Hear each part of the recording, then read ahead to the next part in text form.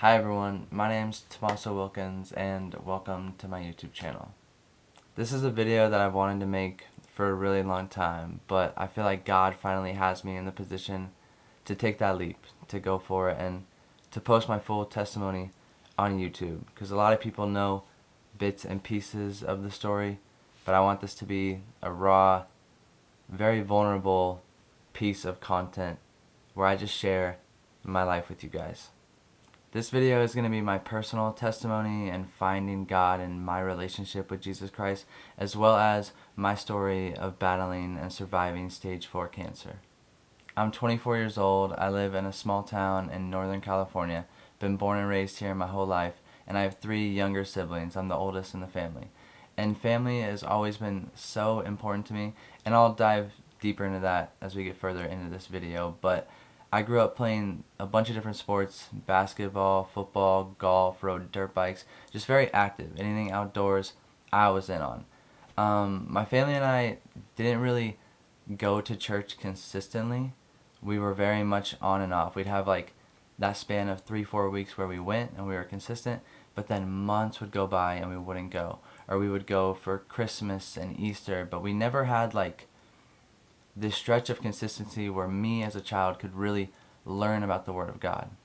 Fast forward some years, and when I was in 7th and 8th grade, one of my friends invited me to go to a youth group that was at the local church, the same church that I went to growing up on and off. And in that youth group, being 12, 13 years old, I was mainly there at the time just to hang out with friends or something on a Wednesday night, and there were people from other schools there. It was like this big social gathering.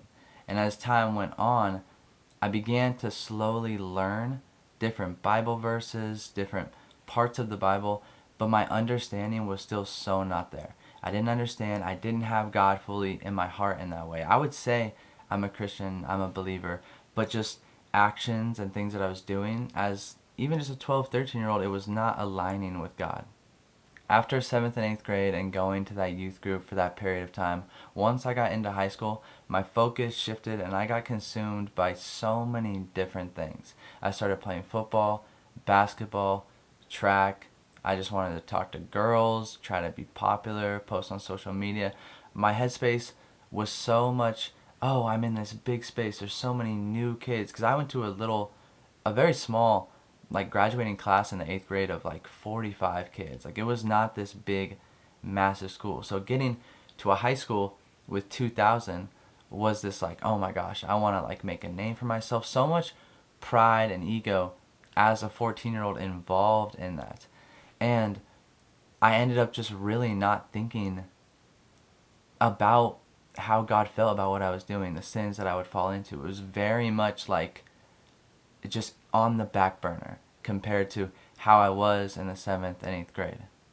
After years of living this lifestyle and going through 3/4 of my high school experience in this way, everything changed in my life on Father's Day of 2017.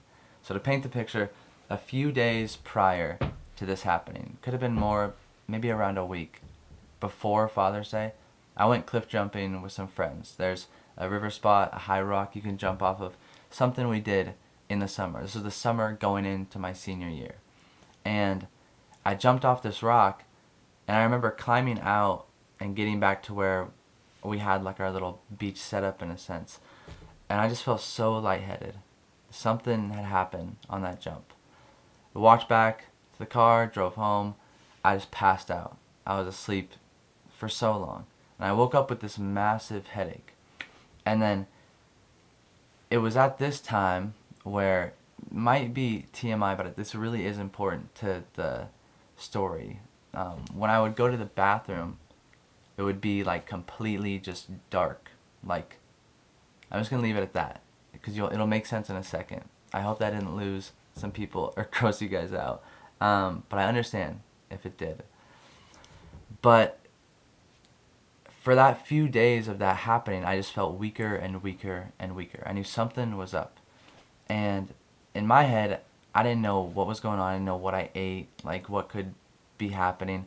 My mom, dad, we weren't educated in that way to really just understand. It was happening very quickly. And in the moment of like feeling that way, we had to go to a family reunion down in the Bay Area. And during those 48 hours of the family reunion, I looked like a ghost. I was getting worse. My other family members, cousins, uncles, aunts were all like, is he okay? Is Tommaso fine? And my mom made the decision. She's like, right when we leave here, we're taking you to like the ER. And that happened to be on Father's Day, 2017. And we went in there. At first they thought it was a sinus infection or something just going on in my head. And after telling them what had been going on when I went to the bathroom, they're like, oh, okay. They did a little test and found out that I was internally bleeding and had been internally bleeding for the last week or so. And so there's oxygen levels in your blood. I want to paint the whole picture of this. And your hemoglobin is this thing that measures the oxygen levels. Usually for a healthy person, it's between like 11 and 14, give or take, around that range. Mine was at like a 3. It was so low. I was losing a lot of blood. It was very weak. So in that moment, the doctors hooked me up to like both arms had IVs and just getting blood transfusions. Transported me to a different, bigger hospital in the city that had just more of the things that they thought I would need. And from there, it was this process of getting enough blood transfusions, which ended up being 8. I had to get 8 blood transfusions before my levels were high enough to do an endoscopy and a colonoscopy. The things where they put the tubes in you with the camera to check out what's going on the inside. And they came in and they were like, oh, there was an ulcer, we clamped it off, it's not bleeding anymore. And from there, I think I'm good. I'm like, sweet, let's go back home. And I'll never forget the moment this doctor, I had like cousins and family, probably like 10 people there total, visiting me in the hospital on this day. And the doctor was like, hi, can everyone except for Tommaso's mom and dad step out of the room for just a minute?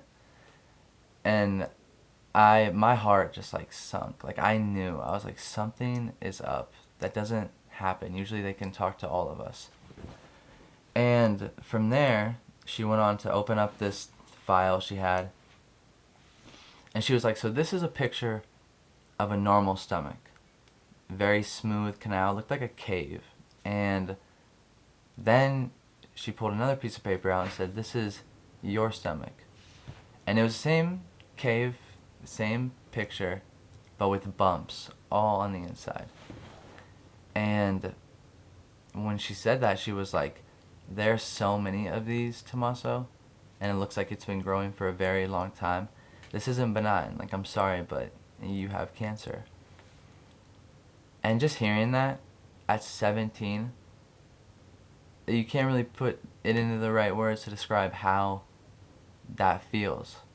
And I remember just having that moment with my mom and dad of weeping on that bed, and my brother, sister, all the other family member came in, and it was just like this big emotional moment and night.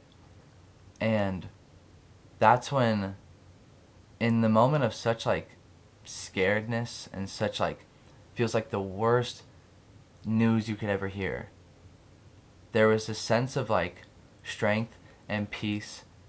And the first time God was like really, at least my ears were open to hear it for the first time, where he was like, you're gonna be okay, you got this. I didn't know what laid ahead, but I knew, in my perspective, being the oldest and having 3 younger siblings, if anyone was to get this in my family, let it be me. Let me be the one to take on this battle.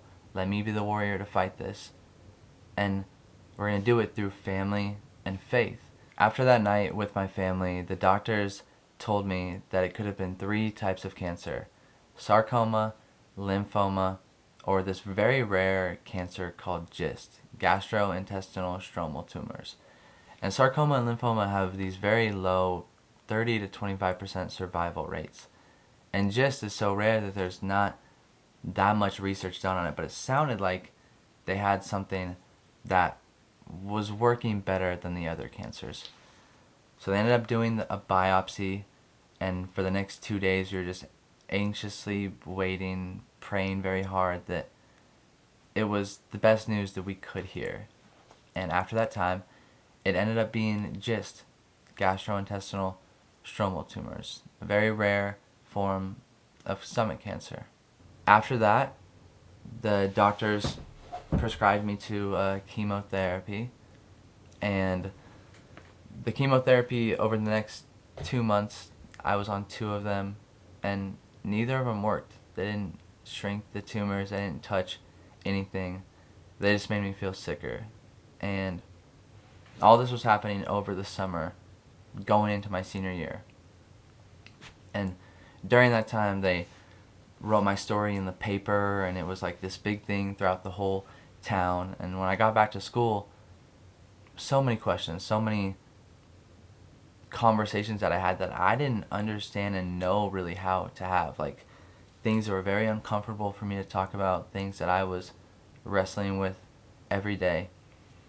And during that time, my faith had to keep building, and my grandpa stayed diligent on it. But I was still very much struggling. It was so new, so scary.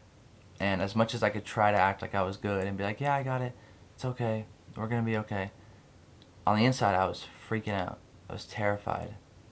So after those couple months of not having the chemos be effective or work on me, the doctors told us that we needed to have a surgery to remove whatever cancer was on the inside of me. And at this point, we knew that it was stage 4. We knew that it had spread. We didn't know the exact amount or the space that it was taking up, but it seemed very urgent at the time. And my grandma began doing a lot of research on this. All my family, we were trying to find the place that could give us the most information as possible, that gave me the best likelihood of surviving this. We first checked out Stanford Hospital, and they told us all about, first we had all these scans that were done that were a lot better and more accurate. Then they told me about the surgery process, and something just felt a little bit off. And then my grandma, who had been doing a lot of research, found this group called the Life Raft Group.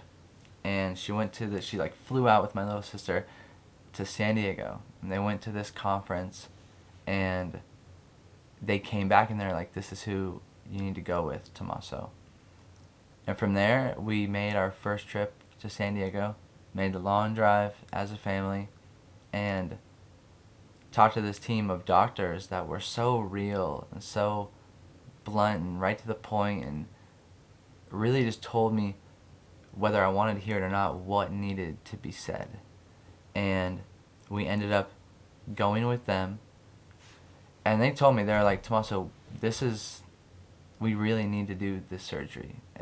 There's not a lot of time left if we don't. And from there, I just had to, there's a lot of things on my part that I had to do, but I ended up scheduling the surgery for September 29th, 2017. And just a few days past 3 months from when I was officially diagnosed on June 24th, 2017.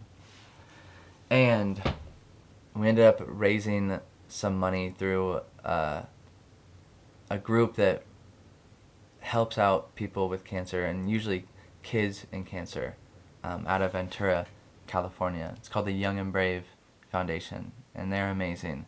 Shout out to them. But they made a fund, and so many people from my little hometown rallied together and sent money and donated to where me and my family were able to survive during that period. So I am eternally grateful for everyone who was involved in that, and all the support that was shown to me during that time, and continuously is to this day.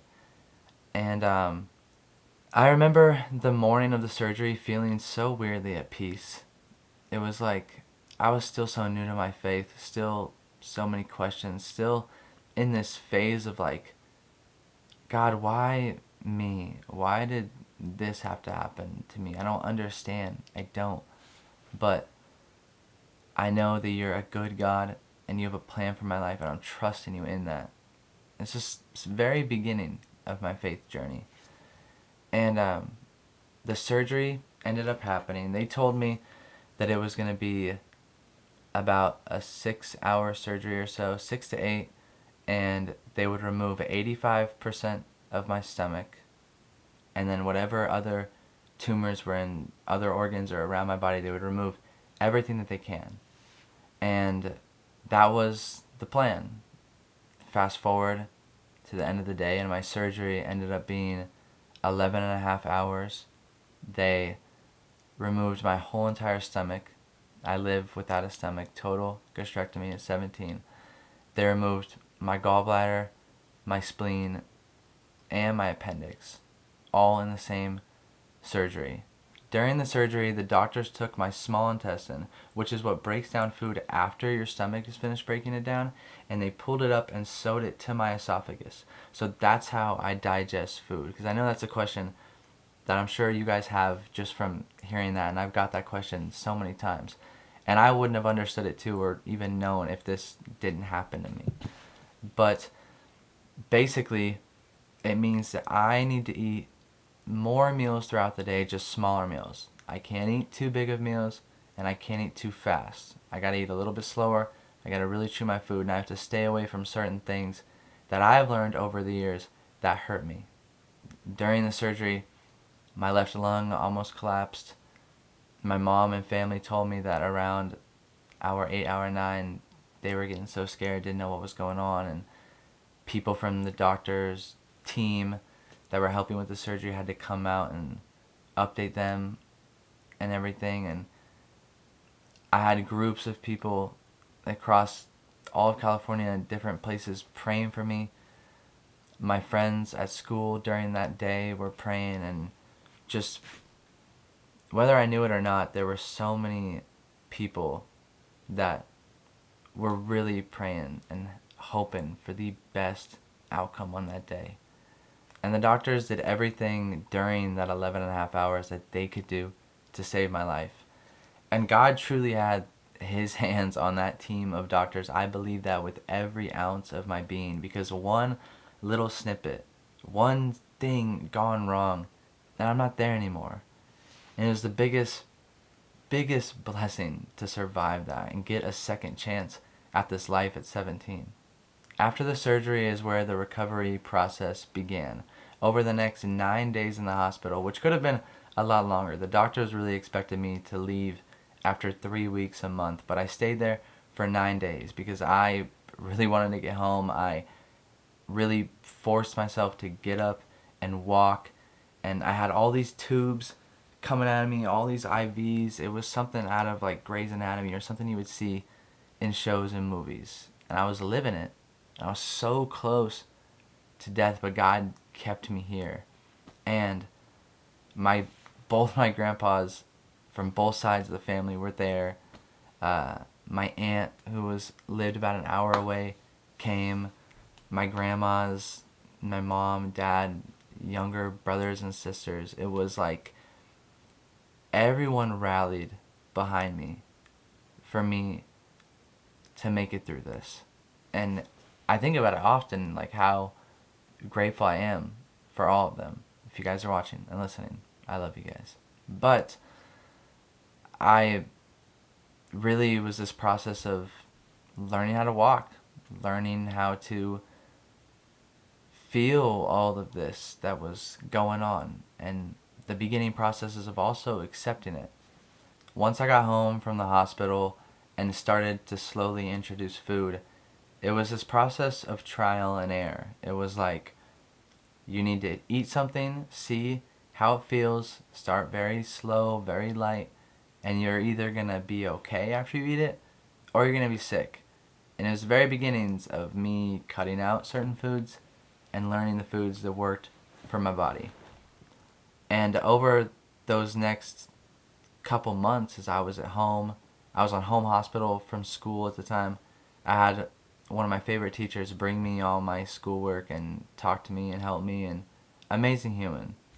And during that period, it was just filled with a lot of pain, a lot of emotions, and really being the introduction to where addiction plays in to this story and my testimony. Because when I was in the hospital in my surgery, I was hopped up on everything under the sun. They had me on all these different drips, all these different medications for me not to feel what was going on.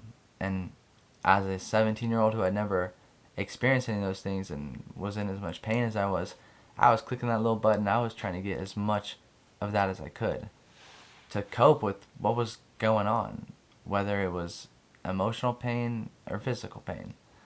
And over the next few months, I went through all of that.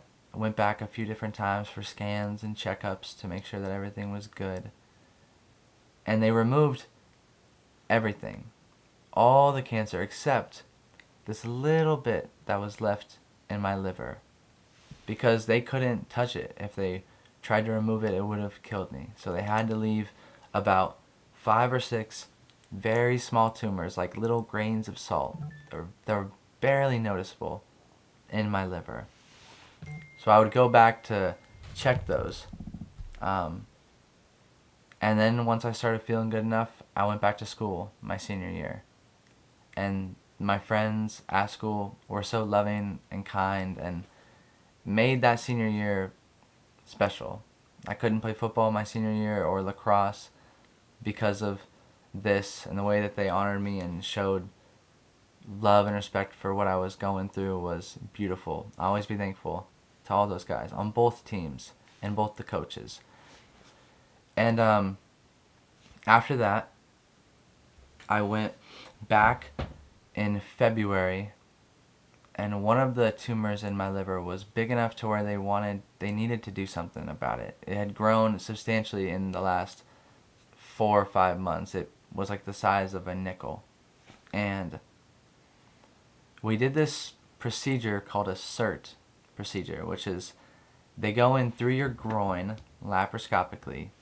So they don't need to like cut you open or anything. It's a very small little scar. And they basically map out like your arteries. They go in 1 week before and they map everything out to find where the tumor is. And then the second time they go in, they drop this little radioactive radiation bead right on the tumor. And over the next 2 weeks it kills it. And it's this surgery that acts as radiation, a 2-week cycle of it. And during the surgery I had to be awake. Do not recommend. It was weird. But it's called the twilight state, and they get you in this very on drugs spot, but you're very you can still be coherent and respond. You can say, if they need you to turn one way, you can turn. If they need you to take a deep breath, you can do that. You can still respond to the doctors. After that happened, it was another 2 years before I needed another one of those. And then from there, it's been almost 4.5 years of no procedures, no chemo, radiation, just me getting stronger, getting healthier, and living my life and growing as a human and with God during that time. And it's a blessing. It's truly a blessing and a miracle that the way those tumors were growing at the beginning of my liver are not anymore. And I'm so thankful for it, because there still is a few of them in there, and I technically still have the cancer, but I say survivor because it is amazing that I'm here. I know that it's by the grace of God, and I have survived so much of that. And during all of those years, so many different lessons and different trials and things happened along the way. But in a weird way, it was such a blessing in disguise, because I would not be the person I am today without going through everything that I've been through. I wouldn't have been able to speak about any of this the way that I am. I wouldn't be able to preach and talk about the Word of God on TikTok, on Instagram, and have given by God this beautiful community of over 200, almost 290,000 people across Instagram and TikTok that are so loving, so kind. If any of you guys are watching or have stuck this far into the video that are from TikTok or Instagram, I truly am so appreciative, so thankful. I love all you guys. It's beautiful what God is doing and the way that he's moving and the people that we're reaching. And during this time, like, I struggled so much.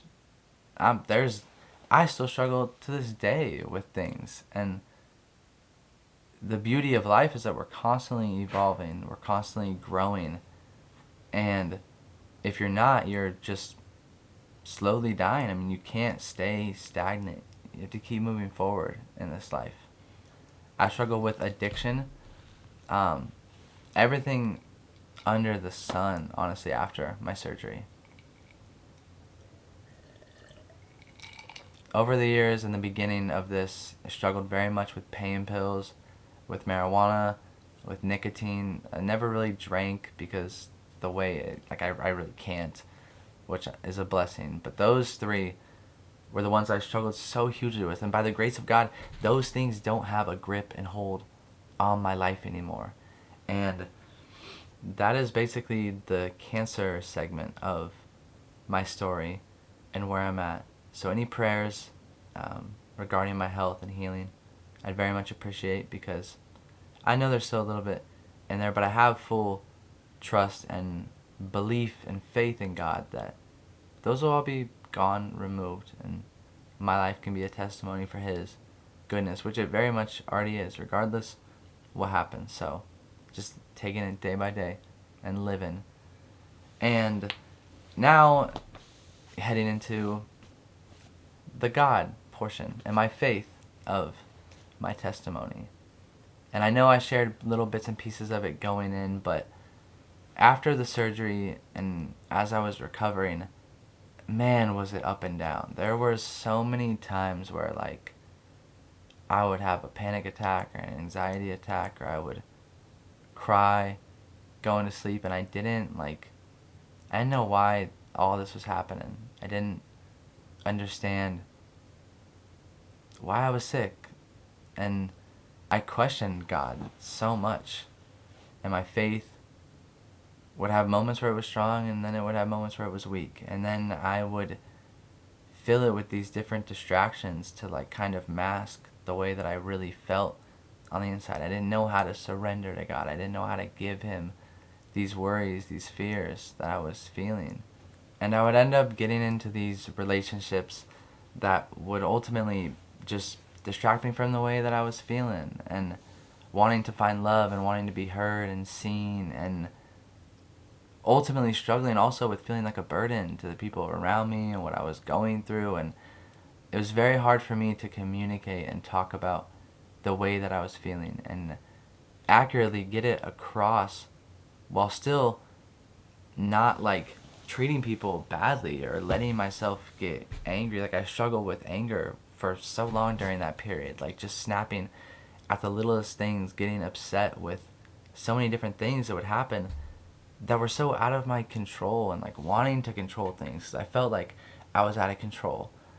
And I remember when COVID happened in 2020, I got a therapist, and it began this cycle. It began breaking this cycle that I had of all these habitual habits that had formed over years, and finding the root of them and understanding how this sickness that I got amplified everything. And from there is where a real growth started to finally take place, and I was taking steps toward becoming the person that I am today. Because over those first couple of years, I was living very stagnant, very just sad, poor me, not wanting to do anything with my life. And things were so up and down. So up and down. I remember going on my first solo trip where I just needed to get away, and I drove to 3 different states and stayed in different hotels and just was on my own for the first time. And I brought my Bible and my journal, and I was trying to figure things out, and I still didn't understand so many things. And that trend continued all the way up until 2023.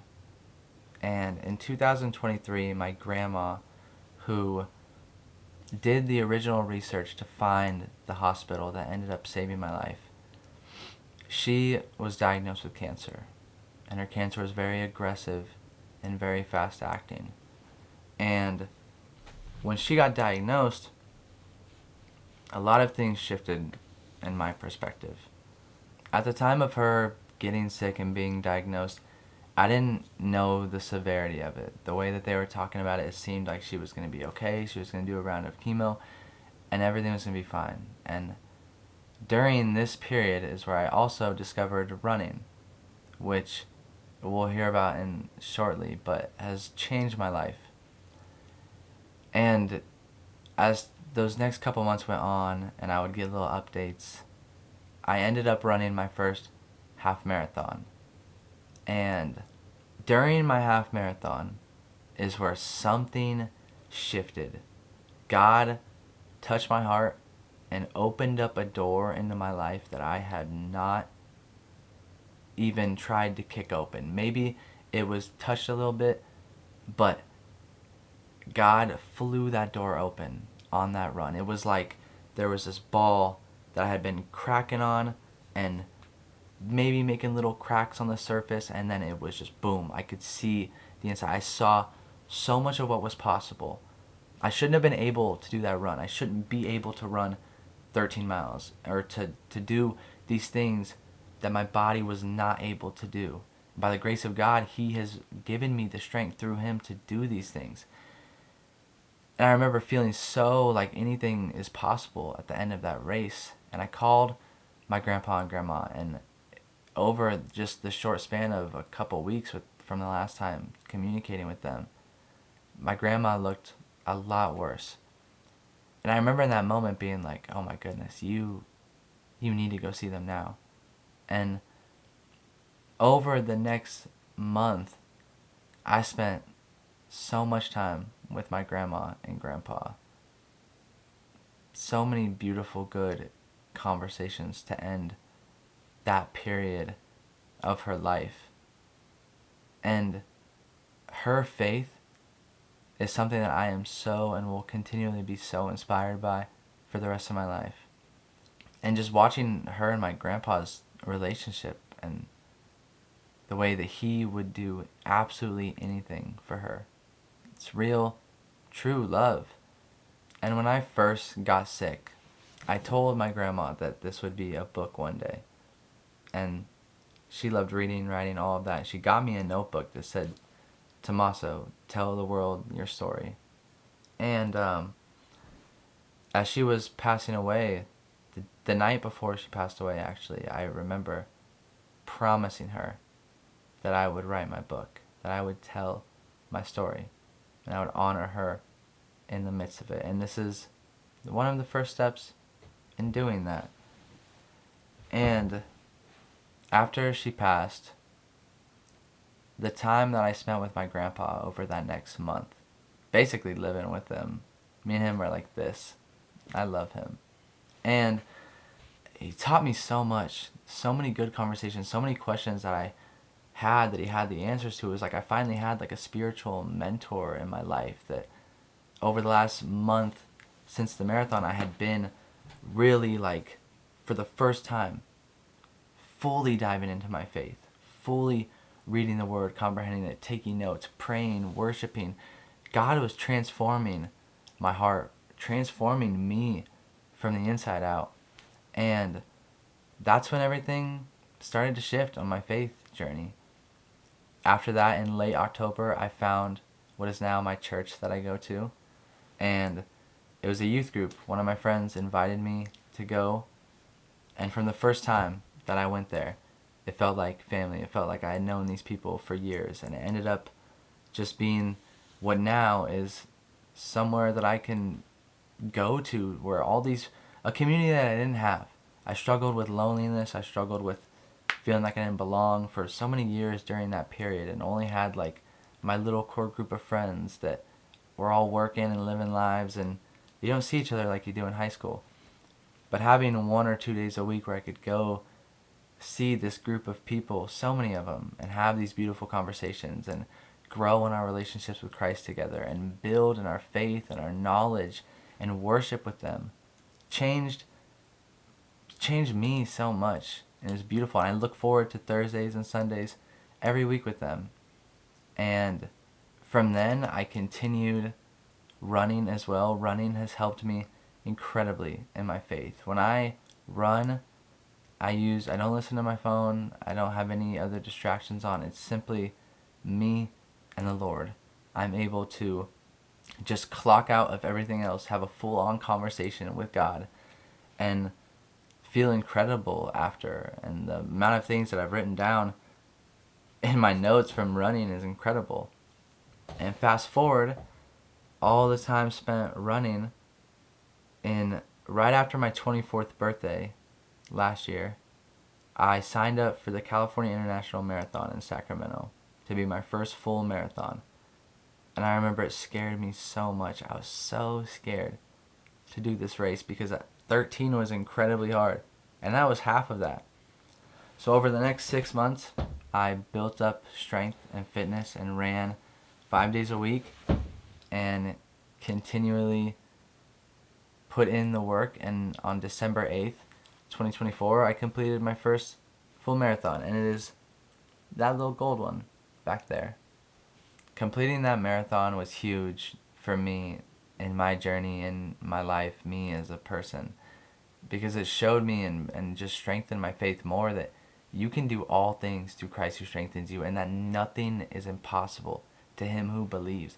I had to believe that it was possible for me to finish a marathon before I had the ability to do it. Belief comes before the ability. And if you're still listening to this podcast, whatever this is, if you're listening to this and you have a dream and you have something that scares you, that seems so out of reach, when you can firmly believe that it is possible, you can take that leap, you can take that next step to achieve what it is that you want to do. If God is pushing you towards something, if he placed a dream on your heart, chase it.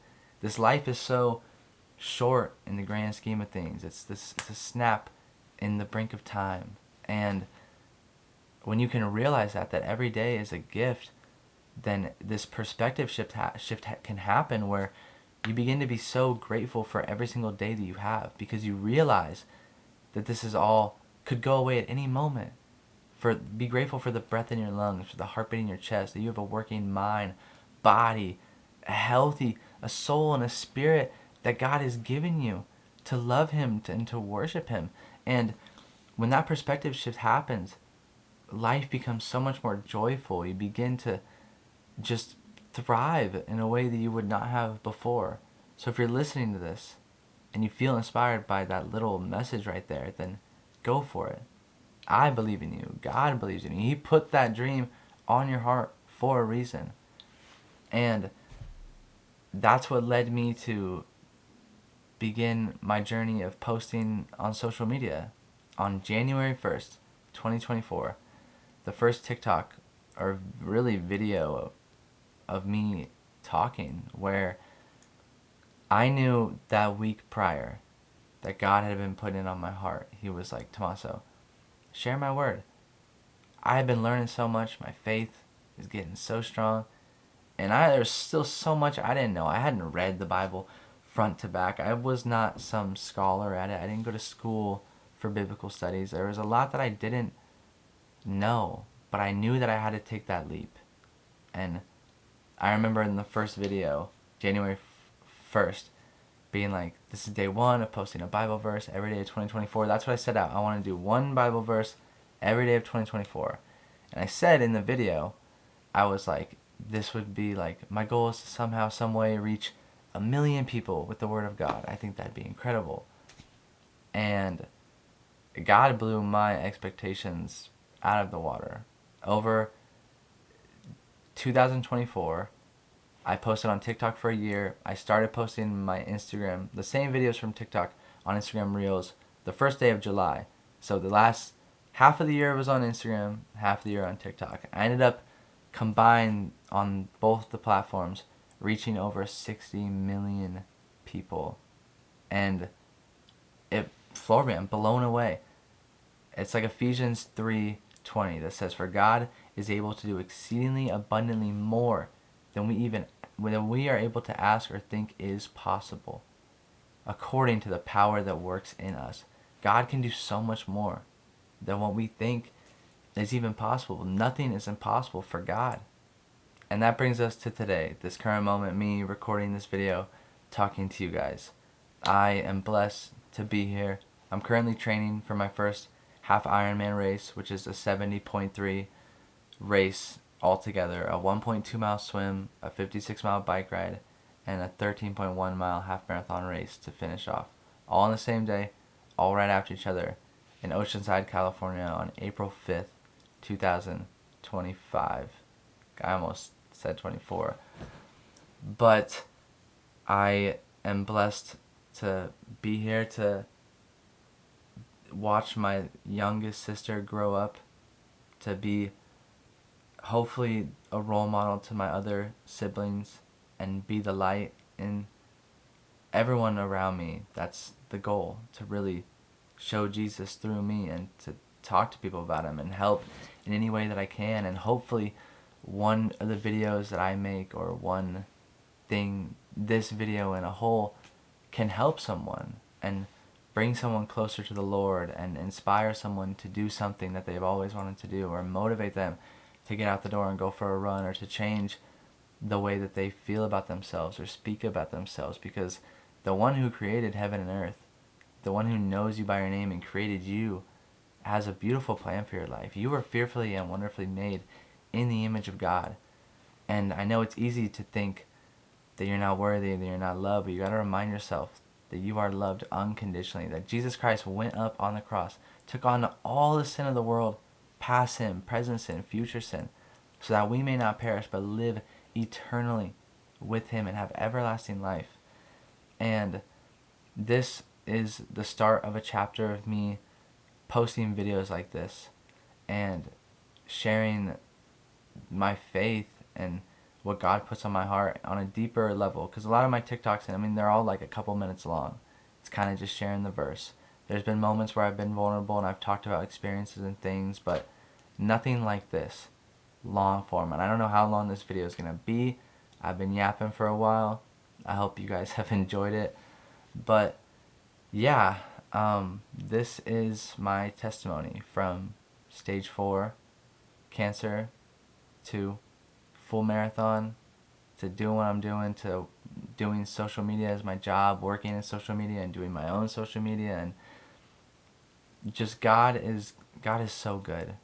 And I know some of you watching right now may be going through things, and that statement is hard to believe sometimes, but remember it. Use me as a walking testimony that you can do all things through Christ, that nothing is impossible when you believe, and that God has a plan for you, even when it seems like he doesn't. When it seems like all things are stacked against you, God is still with you. He's never left your side, and he never will leave your side. Thank you for watching. My Instagram is TXMASO. It'll be linked down below. My Instagram, my TikTok, Linktree, all the good stuff. But yeah, if you enjoyed this video, leave a like, comment if it inspired you, or anything that you want to say.